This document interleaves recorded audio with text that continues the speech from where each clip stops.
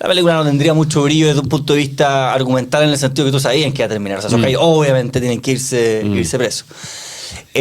Lo difícil está en las zonas grises en las que juegan los personajes que están jugando acá, que no son gallos que apretaron ni un botón, claro, ni mataron directamente a nadie, sino que en el caso particular de Ernst Jannings, que es como el juzgado más importante, era un juez o un ministro de justicia, era un juez, creo, ¿cierto? Sí, por la traducción y el mismo color no queda claro si cuando hablan de Ernst Jannings como ministro de justicia se refieren a, como nosotros hablamos de los ministros de la Corte Suprema. Claro. Pero claramente ejerció las funciones de juez. Era un abogado de mucho prestigio y no descarto, yo no he mirado la historia porque seguro que esta película refleja un juicio real. ¿Cuál fue la trayectoria profesional de este protagonista entre los condenados? Pero claro, esto ahora yo no excluiría, es cierto que en el caso, porque aquí lo que se está haciendo es juzgando a jueces. Sí. Hay un fiscal también. Se juzga a un fiscal. Pero claro, la figura del juez es particularmente interesante porque no solo no apretaron ningún botón o ajalaron de ningún gatillo, sino que en principio aplicaron la ley, que es lo que se supone que un juez debe hacer. Sí.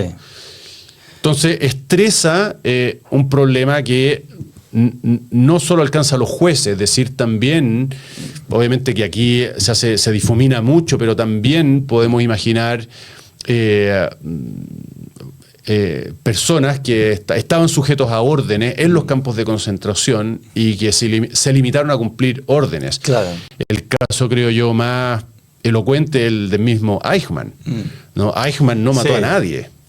Eichmann nunca apretó un gatillo. Eichmann era un tipo que trabajaba de burócrata, aplicando toda su inteligencia, ¿no es cierto?, y meticulosidad para el correcto funcionamiento de los trenes y las capacidades de los campos de concentración, y sin embargo fue condenado a muerte. Eichmann muy famoso además para recomendarlo por el libro de Hannah Arendt, ¿cierto? Claro, Eichmann en Jerusalén. El juicio de Jerusalén, claro. Exactamente. Pero de nuevo, ¿no? De nuevo, con Eichmann se difumina la responsabilidad, que es el problema de la responsabilidad que es muy patente en el caso del juicio a los jueces. Efectivamente. Pero es lo mismo, no solo no mataron a nadie directamente, sino que podríamos decir que se limitaron a cumplir órdenes, ¿no? Se limitaron a... Que es que obviamente lo que deja perpleja a Hannah Arendt, que es su testimonio, este hombre es un oficinista, ¿no? Básicamente eso es lo que viene a decir. Y aquí, bueno, pasa más o menos lo mismo. En la película me parece que queda bastante evidente, resulta bastante evidente que los jueces y particularmente el fiscal también fallaron contra la ley, ¿no? Eso lo dicen en alguna parte del juicio, con eso se alivia mucho la tragedia o el drama. Pero que igual está atravesando toda la película, es decir, ¿qué podían hacer? Claro. Esa es la gran pregunta que le hace, bueno... Si no mal recuerdo, para que la gente entienda, estos jueces en el fondo tuvieron un rol indirecto y determinante al mismo tiempo al juzgar a ciertas personas que luego terminaron siendo llevadas a los campos de concentración en el fondo. Y ahí murieron, digamos.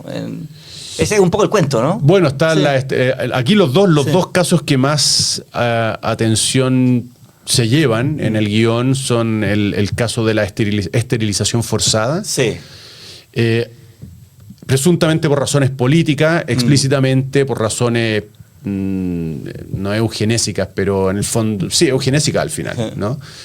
Que es muy interesante, esa escena de la película es fantástica. O sea, cuando el abogado del acusado hace ver que esterilizar a personas por razones eugenésicas no es algo propio del Tercer Reich, ni de la política del partido nazi, ni un invento de los alemanes. Y cita, de hecho, una frase tristemente famosa de Oliver Wendell Holmes, un ministro de la Corte Suprema, un juez de la Corte Suprema de los Estados Unidos, que dice para justificar la esterilización forzada, tres generaciones de imbéciles es suficiente.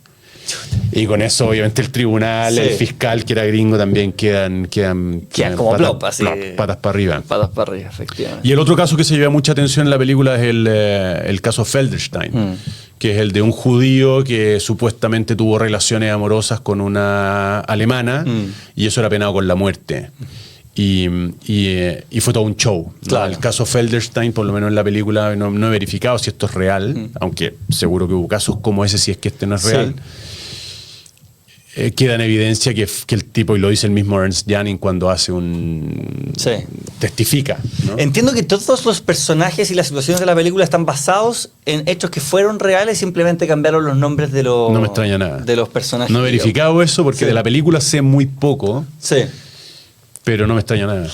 Oye, bueno, un asunto que, para que vayamos a ver ya nuestra primera escena, ¿cierto? Es esta tensión entre lo que podríamos decir, por una parte, el cumplimiento de la ley, que es lo que alegan haber hecho gran parte de los acusados nazis, digamos, alemanes, versus lo que antecede a la ley, la moralidad, en el fondo, lo que es correcto y lo incorrecto. ¿Cierto? Hay una escena que es la que vamos a ver ahora, que es donde se pregunta algo así como ¿quién dicta los códigos de justicia? ¿Cierto? ¿Quién? Bueno, hay leyes, ¿cierto? Pero ¿quién dicta estas leyes que estamos siguiendo? Si Santi nos ayuda, vemos la primera escena y empezamos a hacer la reflexión. Die gesamte zivilisierte Welt Todo el mundo civilizado wird diesem Prozess folgen. seguirá atentamente este proceso. Este famoso... ¿Este es el que se ganó el Este Oscar? no es un proceso ordinario, Üblichen, abgesteckten. en el sentido que corrientemente se da a la palabra. Der anerkannte Sinn dieses Gerichts El propósito manifiesto de este tribunal posee un alcance que va más allá de la aplicación de unas penas. Su aspiración es consagrar de nuevo el templo de la justicia. Aspira a encontrar un código de justicia que responsabilice al mundo entero. ¿Cómo se establecerá ese código? Podrá establecerse con una clara y honesta valoración de la responsabilidad por los crímenes que en el sumario ha expuesto la acusación. En palabras del gran jurista americano Oliver Wendell Holmes, Esa es la que dices tú. El mismo juez. esta responsabilidad no podrá encontrarse solamente en documentos que nadie discute o niega. Se encontrará en consideraciones de orden político y de naturaleza social. Y podremos encontrarla, sobre todo, en el carácter de los hombres. Ahí está la fuente de la ley, dice. ¿Cuál es el carácter de Ernst Janning? Examinemos un momento su vida. Mi defendido nació en 1885. En 1907 obtuvo el título de doctor en leyes y fue juez en Prusia Oriental en 1914. Después de la Primera Guerra Mundial fue uno de los dirigentes de la República de Weimar y uno de los forjadores de su constitución democrática. Tiempo después, se granjeó fama internacional no solo por su labor de gran jurista, sino también como autor de textos de derecho que todavía se emplean en universidades del mundo entero. Fue nombrado ministro de Justicia de Alemania en 1935. Si Ernst Janning es declarado culpable, se planteará un problema que nos afecta a todos. Un juez no es quien promulga leyes, es quien hace cumplir las de su país. La frase "mi patria ante todo, con razón o sin ella", fue pronunciada por un gran patriota americano. No es menos cierta para un patriota alemán. ¿Debió Ernst Janning hacer cumplir las leyes que regían en su país? ¿O negarse a hacerlas cumplir convirtiéndose en traidor a su patria? Este es sin duda el punto crucial del proceso que estamos debatiendo. La defensa tiene tanto interés en buscar posibles responsabilidades como el Ministerio Fiscal. Porque no es solo a Ernst Janning a quien se procesa aquí, sino a todo el pueblo alemán.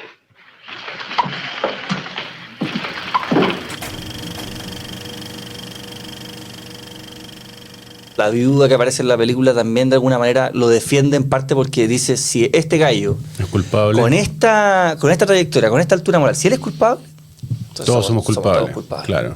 Bueno, de hecho hay una escena al final, en el discurso final de este mismo abogado, que amplía este mismo principio mucho más allá de la frontera del pueblo alemán. Porque también lo dice el juez Haywood, que es el que preside, cuando justifica el veredicto. Ernst Janning personifica una tragedia. Claro. Personifica una tragedia, ¿no? que es la que plantea el abogado acá, es decir, ¿qué debemos esperar del juez? ¿Que aplique la ley? ¿O se niegue a aplicarla, alegando su injusticia, y se convierta en un traidor? También podríamos decir en un héroe. Claro. ¿No? Dependiendo de la perspectiva. Exactamente.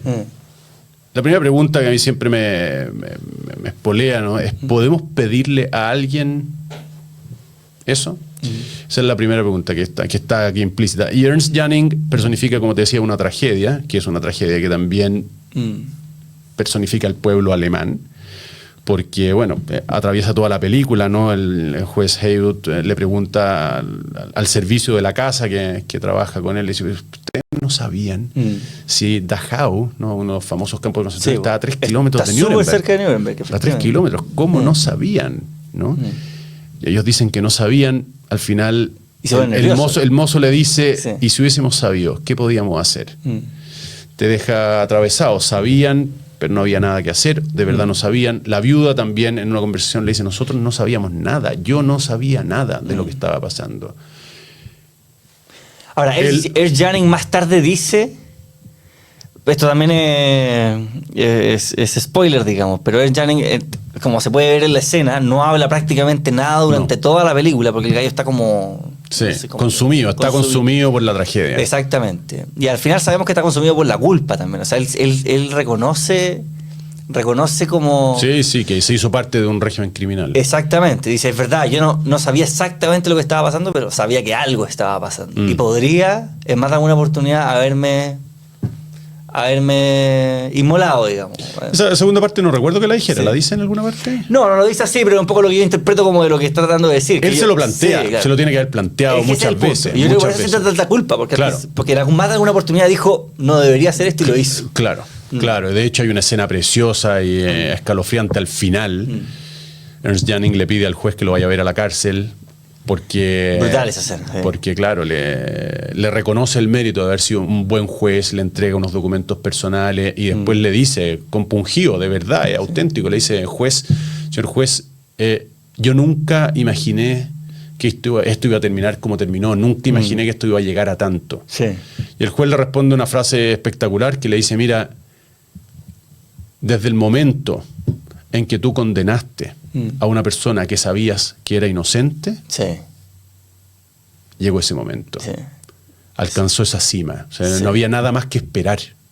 ¿No? Todo lo que vino después es simplemente una réplica, una reproducción de esa primera sentencia inicua. ¿no? Es decir, como diciéndole, mira, no puedes excusarte de la ignorancia sobre a dónde iba a llegar, que es real. Pues sí, obviamente hubo muchísimas personas que no tenían idea que apoyar a Hitler iba a implicar para ello la culpa del exterminio, del cuasi exterminio de un pueblo. Sí.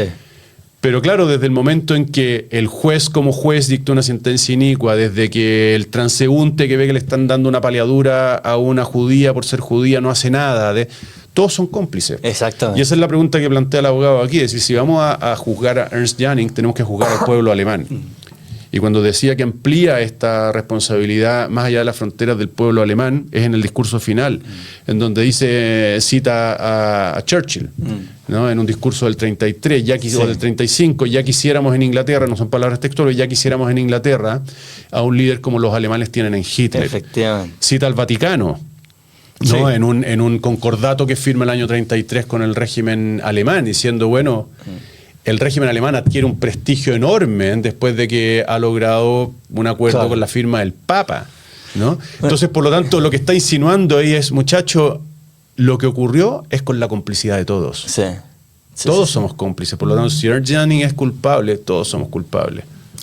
Qué increíble esa escena final donde Jannings como que llama al juez Haywood para que fuera a ver a la cárcel, porque es la primera vez que lo vemos como más... Siempre ha estado petrificado en el fondo, ¿cierto? Y acá lo vemos como desesperado por buscar la aprobación... Por purgar su culpa, claro, por expiar. Él estaba buscando que el juez Haywood le dijera, no estuviste tan mal, dentro de todo fuiste el que se salvó, o el que más se salvaba, o hiciste muy bien al confesar, digamos. Pero la frase final, como bien dices tú, fue Tumbativa. rotunda. De hecho, Jannings se queda mirando así como... Como se le abre un nuevo horizonte, ¿no? Pero yo creo que, obviamente, desde el punto de vista de Ernst Jannings, que está en un proceso como de purificación, diríamos, ¿no? Sí. Porque él testifica contra sí mismo. Claro. Sí, sí, sí. No hay ningún síntoma más evidente de que él no quiere salvarse Sí. a través de los vericuetos de la ley en las que su abogado es un maestro, Sí. sino que quiere hacerse responsable y expiar. ¿no? Efectivamente. Expiar su culpa. Pero esa conversación final que tiene con el juez Haywood le abre un horizonte de su culpa que él no tenía presente. En el fondo, él sentía la responsabilidad de haber sido parte, cómplice pasivo, podríamos decir quizá, de un régimen que terminó con unas atrocidades. Claro. Bueno, comenzó y terminó con atrocidades, pero diferente es que te hagan ver que la primera sentencia injusta que dictaste Sí. a sabiendas... Claro. Que es- más que un es- cómplice pasivo, te están diciendo fuiste Era un activo. protagonista, claro. Era un protagonista de esto. Es decir, no puedes excusarte de Claro. que no sabías de que iba a llegar a tanto cuando un juez dicta una sentencia injusta, a Sí. sabiendas, ¿no? Ya, claro, y al final te están diciendo, no, eres el primero en la cadena de sucesos, en el fondo. O sea, más encima como... Aparte, claro. Claro, yo la verdad es que no lo pondría como el primero, porque en el fondo, como dice muy bien el abogado al principio, un juez no hace la ley, aplica Sí. la ley, y por lo tanto tú puedes decir que el juez es parte de una cadena Claro. que partió mucho antes. Sí, los legisladores, Claro. quienes fueran, hicieron la ley, y antes de que hiciera la ley hubo gente que logró llegar al Congreso postulándose, y en fin, es una cadena que no tiene... Y por eso es tan interesante este caso desde el punto de vista, bueno, moral, filosófico, Sí. jurídico, político, porque es donde trazas tú la frontera de la responsabilidad. Claro. ¿Quién es responsable y quién no es responsable cuando todo esto es resultado de una, vamos a decirlo así, complicidad Claro, universal, ¿no? Y se mezcla también con el asunto que conversábamos de antes respecto a la oposición frente a la ley injusta, en el fondo, ¿no? La ley positiva Sí. considerada injusta, digamos. Santo Tomás tenía esta idea de que cuando la ley era injusta uno debía, en el fondo, oponerse a ella, salvo que cuando oponerse a ella terminase generando algo aún más perjudicial para el bien común, Claro. en el fondo. Pero este caso, quizás estamos en un caso en donde o aplicas la ley o pagas con tu vida, no sé. Eso Mm.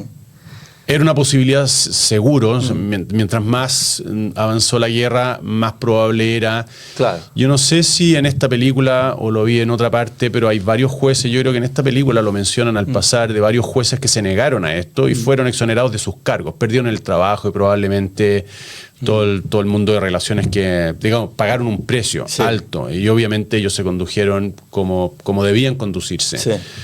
Pero también tenemos el testimonio de Ernst Jannings y todos quienes estaban con él, que vieron en Hitler y en el Tercer Reich, ¿no es cierto?, una esperanza que el pueblo alemán no tenía desde hacía 2 décadas, porque había sido pisoteado después de la Segunda Guerra Mundial y humillado hasta el extremo.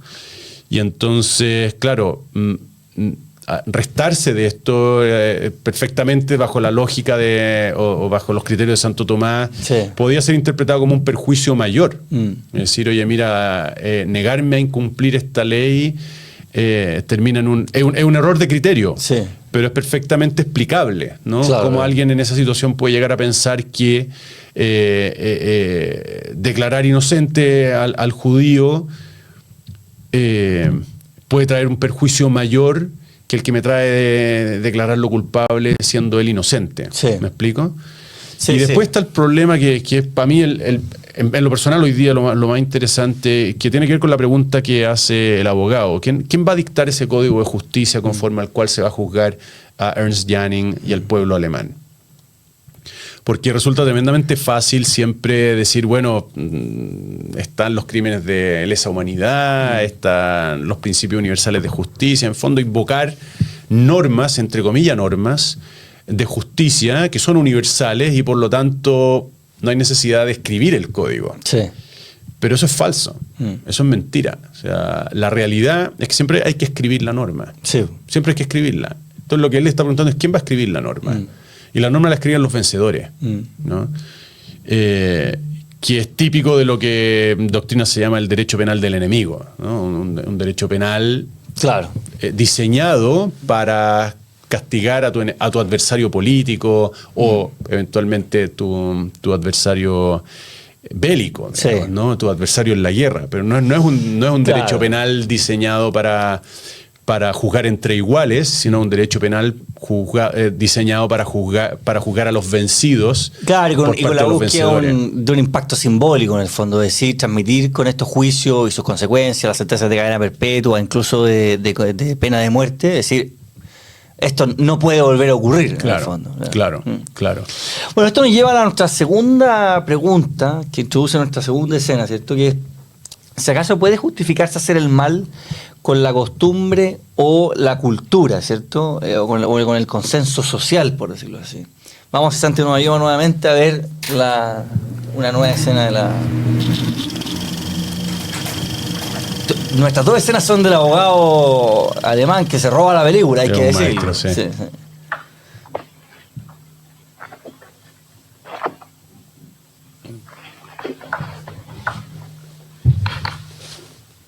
Llega rabia de repente de los argumentos que saca. Sí. Es mi deber defender a Ernst Janning.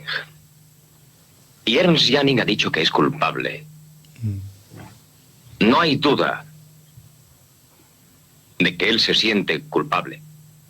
Cometió un grave error al contemporizar con el movimiento nazi en la esperanza de que beneficiaría al país. Pero si vamos a considerarle culpable, hay otros que también contemporizaron y a quienes debemos considerar también culpables.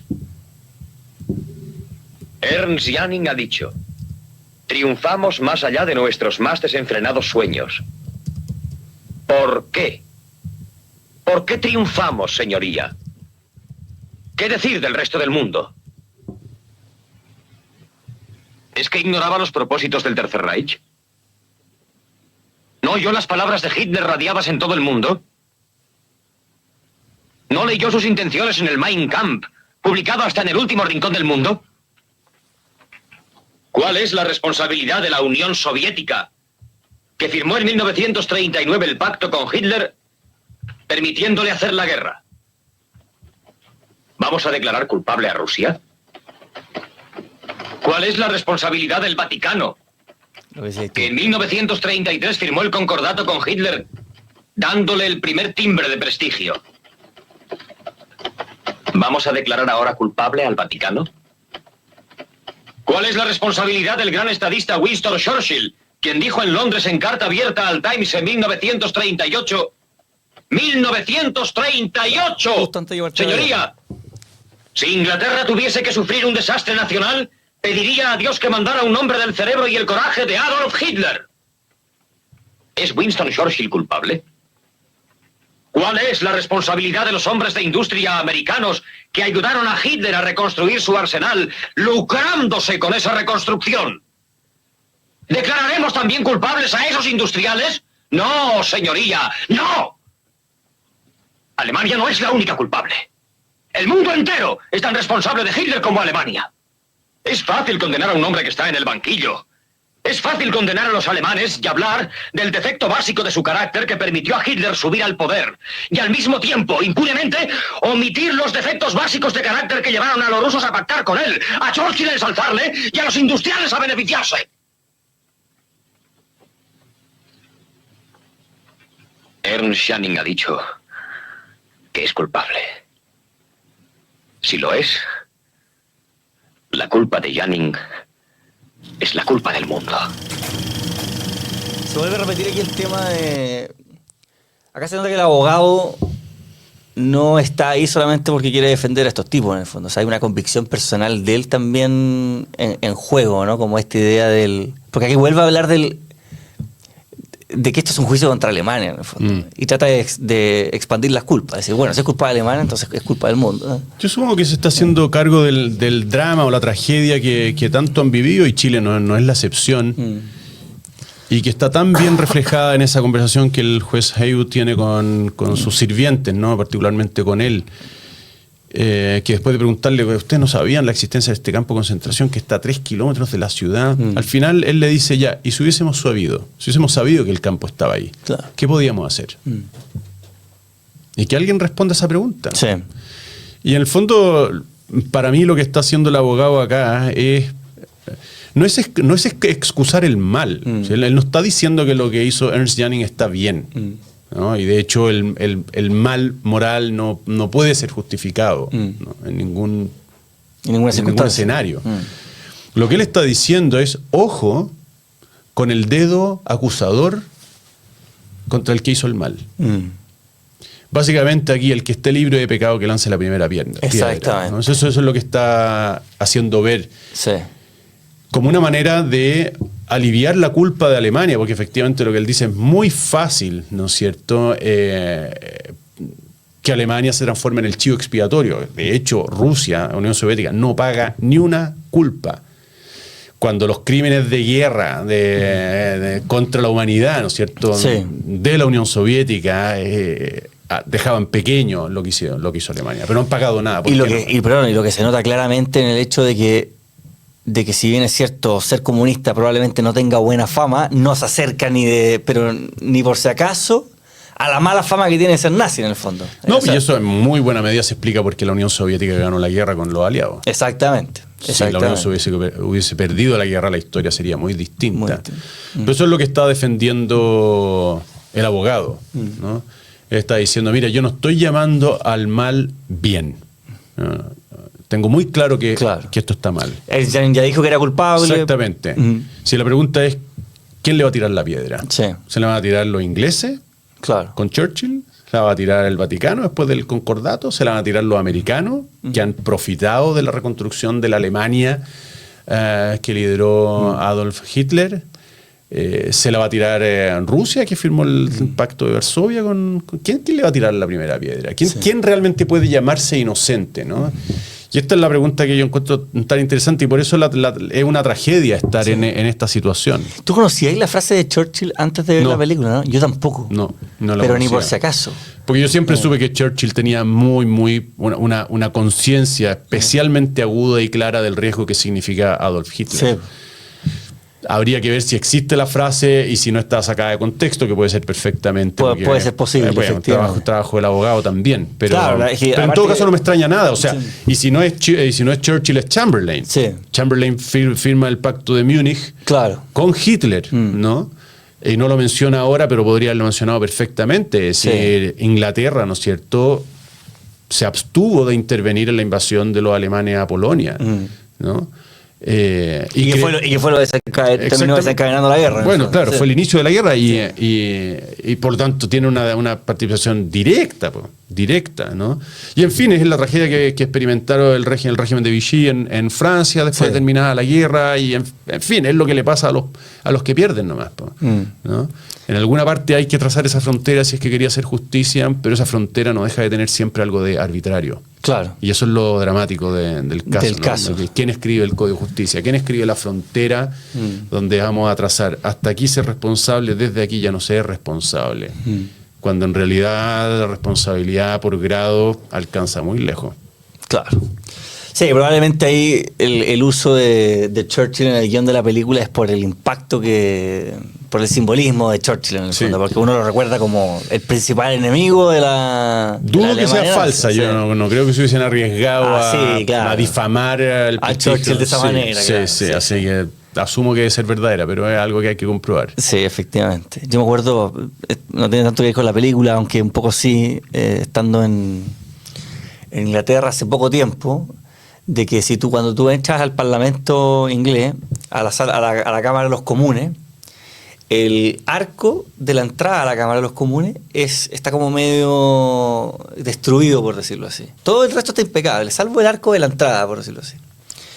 Y resulta que cuando tú no vas el tour, te cuentan la historia de que Churchill pidió que, después del bombardeo de los nazis en el fondo en Inglaterra, él pidió que, reconstruyamos el Parlamento tal cual como era, pero esa parte dejémosla como está. Para que cada vez que entre un parlamentario a la Cámara de los Comunes, en el fondo, se recuerde de los horrores por los que pasamos, ¿no? Una tremenda historia. Fíjate que también hace poco tuve la oportunidad de estar en Nuremberg. Fui a participar de una cuestión de un congreso de la Fundación Hans Seidel hace unos meses atrás. y uno de los días de la exposición era en Nuremberg. Rara vez, por una cuestión muy curiosa, ir al museo de los juicios de Nuremberg no era una cuestión que estaba en el programa. Yo dije, no puedo estar en Nuremberg y no ir a ver esta cuestión. Me llamó mucho la atención. Está el mismo salón. ¿De la película? Efectivamente, el mismo. Y que no se dejó se siguió usando como lugar para hacer juicio hasta hace poquito años atrás, creo que 2 años atrás, 1 año atrás. Está todo remodelado, hay algunas cosas que se conservan, otras que no. Pero el museo me impactó mucho porque te cuentan en detalle como a cada una de las personas que se enjuiciaron, obviamente desde una perspectiva muy... de los ganadores. De los ganadores, digamos. Y me sorprendió mucho ver... así como ocurre también obviamente en los museos de otras partes, muchos niños de colegio, por ejemplo, en el museo. En el fondo, que te llevan desde muy niño a comprender en el fondo esta atrocidad. El pueblo alemán quedó muy traumado con esta cuestión mucho tiempo. Yo no conozco el detalle, pero sí, pues bastante obvio. Y hay que tener mucho cuidado también, porque... Oye, Luis, vamos ya terminando, llevamos 40 minutos de programa. Hay una dinámica que estoy haciendo al final del programa, no te la había contado antes porque me gusta la espontaneidad. Todo esto con beneficio de inventario, como siempre he dicho, pero yo te digo un nombre de un personaje de la película y tú tenés que decirme así a la rápida que es el primer personaje de la política chilena o internacional que se te viene a la cabeza. Después puede ser por sus características personales, por algún hecho particular de la película, qué sé yo. El juez Haywood, por ejemplo. Alguien que quiere hacer el bien, que se está tomando muy en serio su papel de juez, digamos. No sé, ¿cómo se llama este entrenador de fútbol que tuvimos? Bielsa. Mira. Fíjate. ¿Y por qué? No sé por qué, pero se me asomó ahí inmediatamente. Como esa calma. Una cierta calma, muy profesional. Sí.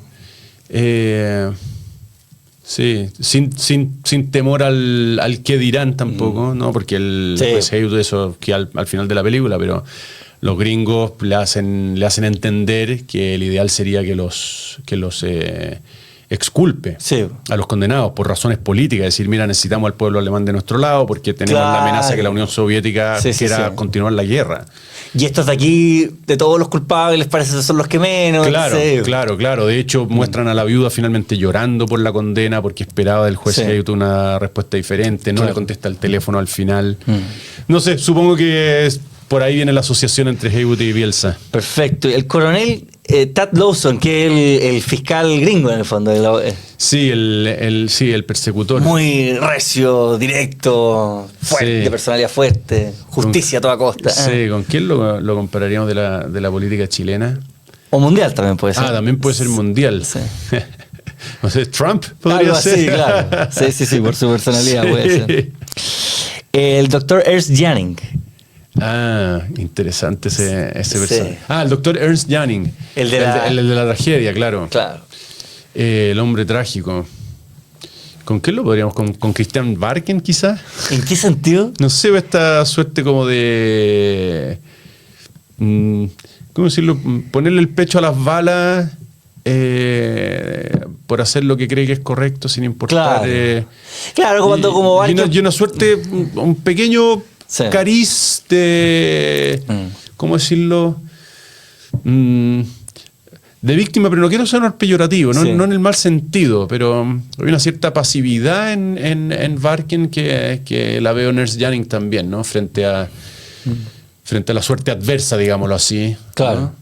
Bueno, de hecho, Barken en algún minuto de estallido social hizo unos reconocimientos importantes. Le fueron a tirar piedra a la casa. Yo soy de izquierda, pero condeno toda esta violencia. En el fondo fue de los primeros que desde la izquierda alzó la voz y el tipo se ganó una funa en su casa, una cosa muy violenta. Y por último, Hans Rolf, que es el abogado alemán. Ese está difícil, ¿no? Quizá un abogado que tú conozcáis con ese nivel de capacidad discursiva. El que a mí el que se me ocurre así, pensando lo rápido que está el nivel de sorpresa, es Axel Kaiser. Claro, como por... Creo que es el Kaiser tiene esa pachorra, porque es un hombre, el abogado, un hombre que va vamos a decirlo así, elige el camino difícil. Sí. Elige el camino difícil en su argumento y lo hace extraordinariamente bien. Yo veo en Axel algo parecido. Sí, y tiene Sí. esa cuestión como fuerte, Y un tipo gritona. tipo que desafía las premisas que le pone el contrario. Sí. Muy frontalmente, con mucha pachorra. Entonces, interesante ay, no sé, todo es espontaneidad pura, así que... Estaba perfecto, esa es la idea. Todo, por supuesto, con beneficio de inventario. A nadie estamos diciendo aquí que hayan cometido cosas parecidas a las que cometen estos personajes de ninguna manera. Luis, te agradezco infinitamente por estar aquí. Veníamos conversando este capítulo hace mucho tiempo, por fin se concretó. Estuvo bastante entretenido. Ojalá haya sido bien pedagógico para todos quienes nos escucharon. Y nos vemos la próxima semana en el próximo capítulo de Política, Cámara y Acción. Gracias, José Ignacio. Nos vemos. Chao.